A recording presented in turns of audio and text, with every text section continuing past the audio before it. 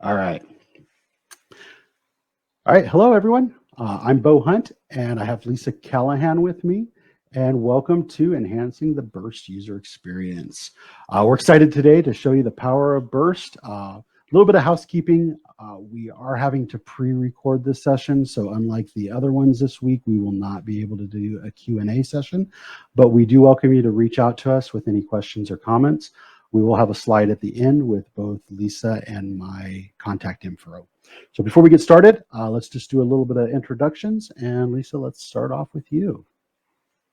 Okay, hello everybody. My name is Lisa Callahan and I joined RPI this past May. I've been in the reporting space for over 25 years in one capacity or another, and the last 5 years have been dedicated to developing and designing solely in Burst. I am passionate about data. I really do believe that access to data can better inform decisions. However, I am really focused on the strategic delivery of that data. Too often, I think the volume of data is correlated to the effectiveness of data, which is absolutely a fallacy. Good data delivery actually reduces the amount of data to only include what the end user really wants to see. It's cutting out the noise to listen to the message. Excellent. Thank you, Lisa. Yep. My name is Beau Hunt. So I've been with RPI for going on about 7 years. I've been in and out of the ERP space for about 18, but my focus really has been on data and analytics. So these days, I'm focused mostly on the FSM, CloudSuite and financials area, both on financials and supply management, but my focus really is on reporting and analytics. So as we get in today, really what we're wanting to do, we have a lot of clients that they've been using CloudSuite Financials for some time. They're adopting most of it, but they are finding some trouble with users adopting areas like the reporting and analytics, and analytical tools. So what we found is that there are some ways we can make it a little better experience for your users, make it a little easier for them to get to the reports that they're trying to get to. And just enhancing that pre-built or that pre-delivered analytics that comes with the Burst solution. So talk about a few ways to do that. First one is about using data-driven dashboards, which is really just about refining what the user is seeing when they look at a dashboard. So making it specific to them, more relevant. We'll also do a little bit of that, expand into column selectors and how we can use that to consolidate or combine dashboards. We'll look at Bookmarks, which is a really underutilized tool, very simple, but I like once I show it to clients, their users tend to adopt it pretty heavily. So we'll talk about that. We'll talk about data-driven reports, which really is about exception notifications. So maybe pushing data out to your users rather than them always having to come in and grab it out of Burst. And then we'll touch on color palettes, which that's all about more consistent visualizations for your users so that when they look at something, they know what they're looking at by the color. So we'll touch on all of those. First thing, though, I think Lisa's going to give us a little bit of a high-level overview and her thoughts on business intelligence in general. Yeah, so I kind of wanted to start a little bit. I know most of us know business intelligence, what it does, I guess, but not really what it means. So I like to start with a little bit of kind of like a step back and a high-level perspective. So business intelligence, known as BI in the industry, leverages software and services to transform data into actionable insights that can actually inform your organization's strategic and tactical business decisions. BI tools access and analyze data sets and present analytical findings in reports, summaries, dashboards, graphs, charts, and maps to provide users with detailed intelligence about the state of their business, and more importantly, offer sound, reliable, empirical evidence to better inform decision makers when projecting how to grow their business. Taking a look at the past while deciding the future is easily done with the touch of a button, which to any successful business is not only necessary, but a matter of survival in our competitive world. And there are a lot of BI tools currently available in the marketplace, and all of them can access your data and transform it into actionable insights to deliver trending information in a variety of ways, like I just described. What I want to share with you today is why Burst is a cut above the others. In a past life, I was responsible for selecting a BI platform to implement company-wide. I created a team that included technologists as well as business owners because I really wanted to make sure I got all perspectives on which tool would be the best for our business. It was not a small job. The time to market for the entire project took almost 2 years, of which the actual selection process was just about half that time. And my company was not a multi-million-dollar company, but we wanted to do this only once. So we had to make sure we picked the best solution that served our internal staff as well as our external customers. And that solution was Birst. At the end of the day, the most important value to us was the ease of use. We knew BI was a game changer, but it would only be a game changer for our customers if they actually used the product. And to us, that rocketed Birst to the top of the list. The number one reason we chose Birst is because it is very friendly for the casual user. You could learn how to navigate and start using it in, I would say, about 15 minutes, which translates to a high adoption rate. Birst provides an adaptive user experience supporting all styles of business intelligence and analytics.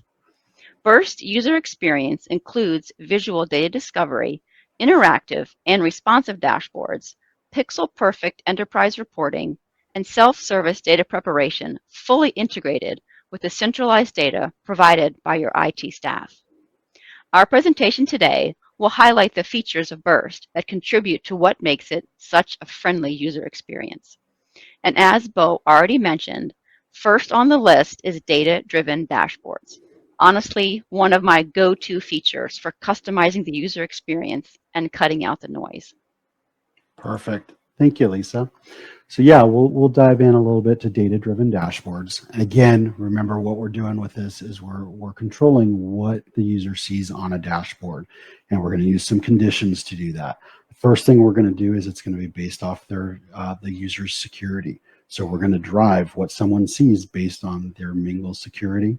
I'll show you an example with some language preferences, and then we'll also have another example where we're using dashboard filters to drive what content on a dashboard someone's seeing.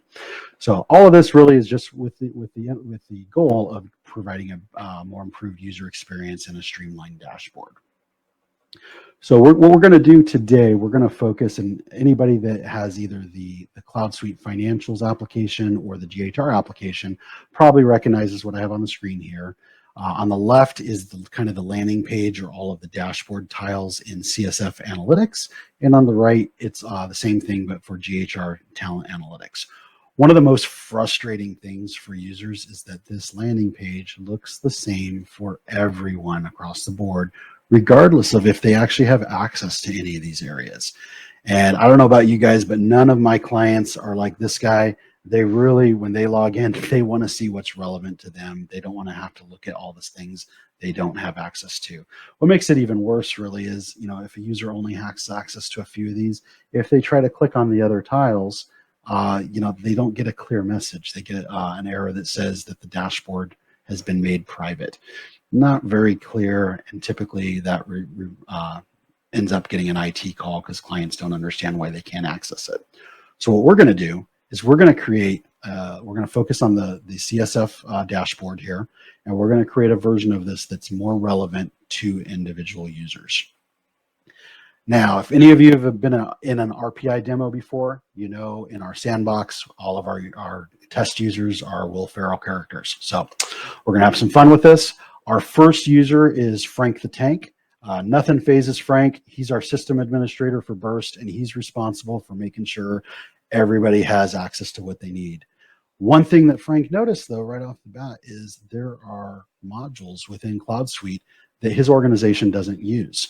And for that reason, it doesn't make sense for us to display this to users if there's not even any data that's going to be displayed. For example, they don't use true cost, mobile supply chain, order entry, lease accounting, or franchise management. Those just are not applicable to their organization. So the first thing that Frank's going to do, and this really doesn't have to do with data-driven dashboards, is he's going to create a new version of this landing page, and he's going to delete the elements that are not relevant to his organization at a global level. So we're going to start off with a little bit cleaner dashboard, Those franchise management, lease accounting, order entry, mobile supply chain, and true costs just aren't there for anybody. Now, let's start looking at making this more relevant to specific users. We're going to look at Ricky Bobby here. So aside from racing cars, Ricky Bobby is our asset analyst, and that's all he does all day. So he doesn't care about looking at purchase orders or looking at GL account or GL reports. He just wants to see asset management stuff. So when he logs into CSF Analytics, that's the only tile he's going to see. And we could rearrange things to make them kind of an asset manager tile, or dashboard. But as you know, what a user has access to is kind of a combination of all of their security roles. So what we find is leaving things kind of in a standard format and just hiding the elements that a user doesn't have access to creates the best user experience, and everything is kind of in the same area and space or place on the dashboard for all users. So real simple example with Ricky Bobby, he only has one role. If we look at our next example, which is Gene Frankel, we all love his music. He's also our financials processor. So what he has is the tiles that the financial processor role has access to. So remember from what I was saying earlier, even if he had those other roles with the way that the delivered dashboard is put together, when he clicked it, he wouldn't be able to access it. So now we're just showing him exactly what he has access to. So what happens if he needs another tile? Okay, so like if he gets another role, so we don't need, the nice thing about how we're designing this is we're not going to have to do any editing to this. Let's say that Gene Frankel gets a new responsibility and he's now also a billing administrator. So we add the billing administrator role to his security profile in Mingle. The next time he logs in here, he's automatically going to see this billing tile because, again, we're building this dashboard dynamically based off of his security profile. Nice. Excellent. Okay, so that kind of sums up what we're doing, and again, it's a little bit of work to go through and define that, but once you have it, it makes a much more streamlined experience for your users. Another example of what we can do with data-driven dashboards is kind of a simple one where we're just giving a language selector here and allowing the users to select between multiple languages, and it changes the dashboard for them. And if any of you are familiar with how the delivered dashboard tiles work on that landing page, essentially you have 3 different sections to each tile, right? You've got your background, which is just a text box that's white. You have your image here, which is the real button, right? That's what we're clicking on and what's drilling it to the next dashboard. And then we have our text box, which is just the label.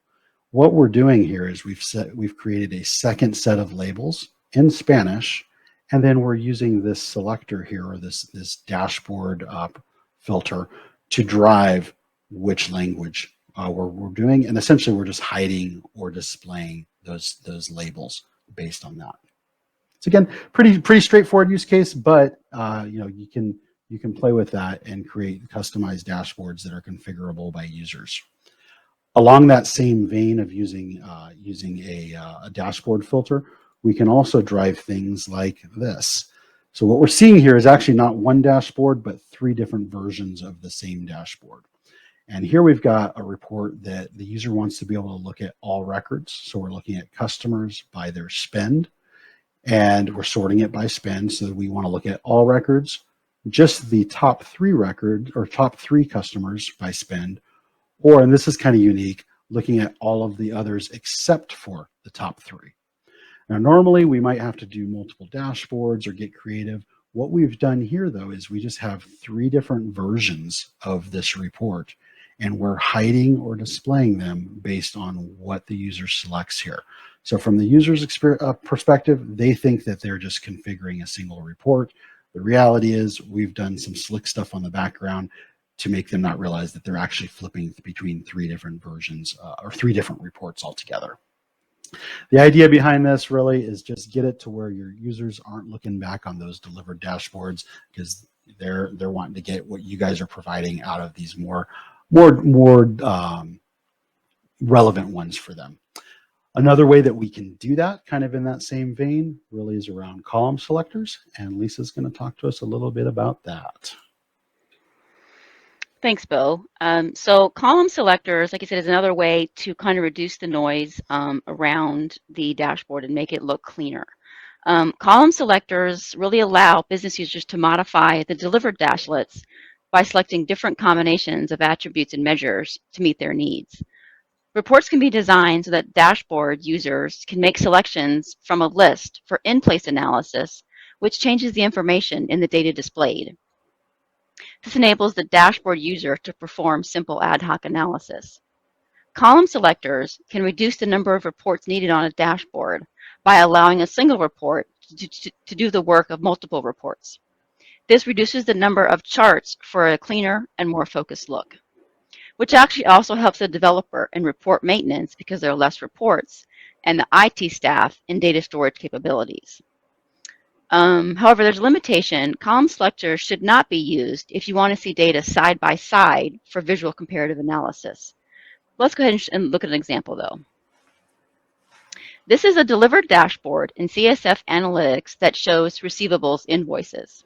Although there are 4 different charts on the dashboard, they're actually showing the same measure using 4 different attributes. Invoice amount by year and month, invoice amount by customer, invoice amount by status, and invoice amount by sales representative. Another way to convey the same data with a more concise look is through the use of column selectors. This is the same information with all the same attributes displayed in a single chart with column selectors. The dashboard looks a little cleaner, which gives the user a lot more focus. There's also more real estate to include embedded filters or to add additional KPIs. To use the column selector to change the display, go to the Dashlet Actions menu in the top right corner and select Column Selector. Depending on the way the report was set up, you will usually have 3 different drop-downs. The measure is pretty easily discernible by its symbol. It's the last one on the list, invoice amount. The middle drop-down is the group by attribute, in this case, year and month.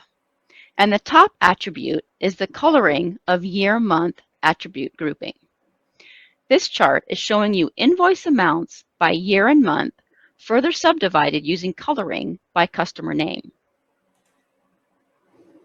In looking at the drop-down, all the attributes from the delivered dashboard have been added as column selectors, which allows the user to mix and match to get the data they need.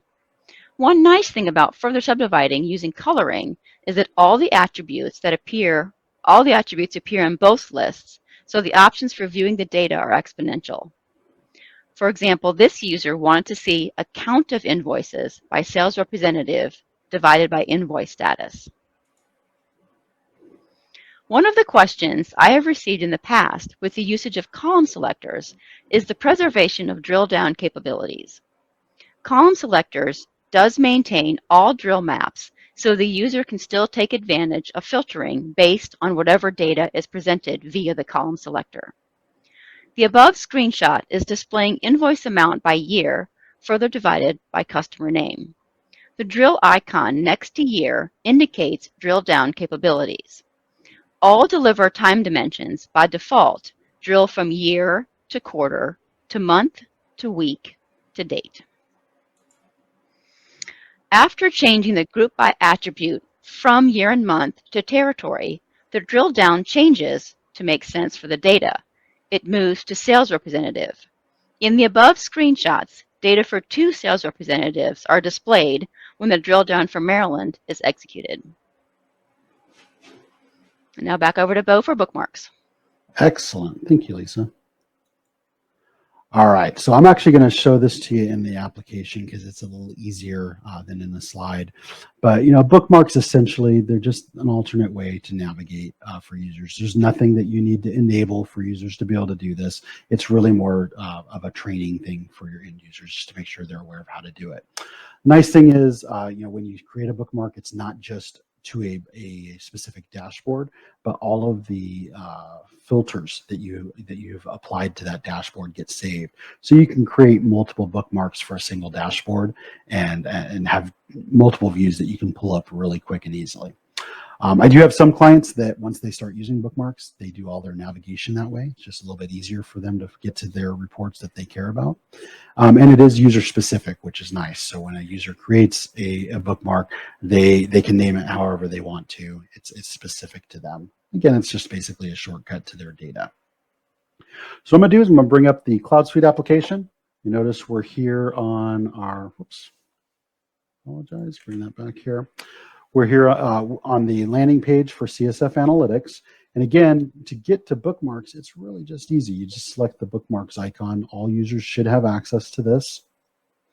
And you'll notice on the current, you default to the current dashboard. Well, I don't have any bookmarks for the landing page, which makes sense. So if I go over to global though, you notice I have 3 that I've set up for the purchasing analysis dashboard. I'll go ahead and click on that and go over on the first one. And this first one, you notice I have set to Ron Burgundy, and it automatically applied my filter for my Ron Burgundy buyer. I can flip through those using bookmarks if I wanted to flip between the different views of this one dashboard. And you can see now I'm looking at the same thing, but I'm looking filtered to Buddy the Elf. So let's say I'm a purchasing manager and that these 3 individuals are my, that we've got here on these bookmarks are my buyers. What if I wanted to create a consolidated look at this to see the same dashboard for all 3? Very simple to create that bookmark. Essentially, you just first set what your filter criteria are. You can use any of the filters. In this case, I'm going to keep it simple. And I'm just going to update my buyer, and I'm going to include Ricky Bobby. Oops, I think it was Ron Burgundy and Ricky Bobby that I had. So we'll click apply. And now we're looking at that consolidated view of this dashboard. And I can create a bookmark for it just by clicking bookmarks, clicking the plus sign, and then I can name that whatever I want. So I'm going to call this purchasing analysis team, because this is my purchasing team and I can see everything consolidated that way. All right, and that's, like I said, pretty high level, pretty straightforward.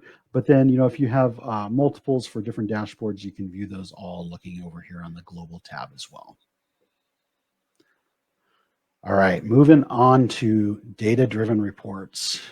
Again, we talked about this. Should be aware, most users are aware that we can set up notifications either within a report itself or at the dashboard level just by using the notification option. To take that a step further, though, what we're going to do is we're going to create some exception reporting, and we're going to set this up to where we only want a notification to go out if there's relevant data, because it doesn't make sense to send out a blank notification, right? So we're going to use some criteria to determine if the notification should get sent out. We're only going to send it in that case. And other than that, it works just like a regular notification in Birst. The one caveat to this is currently you can only use this trigger or data-driven functionality with designer reports. It is on the roadmap to be able to use this as well in Visualizer. We're just not there yet. Give you a little bit of a use case for this data-driven reports. I've created a report here that is basically an item location report. I'm looking at my inventory locations. And specifically, I'm filtering this particular report down to my Baltimore inventory location. And I also have a filter on here where I'm looking at my available quantity. And if you look a little deeper, I've got it displayed down here on the bottom. We're essentially just looking for any records where the available quantity is less than the reorder point. So these are items that are up for order, right? The idea behind this notification is maybe this gets sent out to our warehouse managers every morning and just gives them a snapshot of what items they have out there that are below reorder point, and they can see the available quantities, reorder point, reorder quantity, and on order quantity for those. But if by chance we didn't have any items that were below par, we wouldn't want this notification to get sent out. So to accomplish that, like I mentioned earlier, we cannot use just the regular notification that's available on the dashboard. We have to actually go out to space management in the consumer space of whatever analytical solution we're using and go into notifications there in space management. What you'll be displayed with is this dialog you have here on the left, where you can do the normal stuff. You can set your frequency here. You can set your time. You got to define the report that you're wanting to send out with this notification, as well as the attachment type. Do we want it to just be embedded in the email body, or do we want to actually have an attachment? That's all standard stuff for our normal notifications. Where the exception reporting comes in is this trigger report. And again, that's only available if you go out and set your notification out in space management. Here we can define a trigger report that determines if the notification should run at all.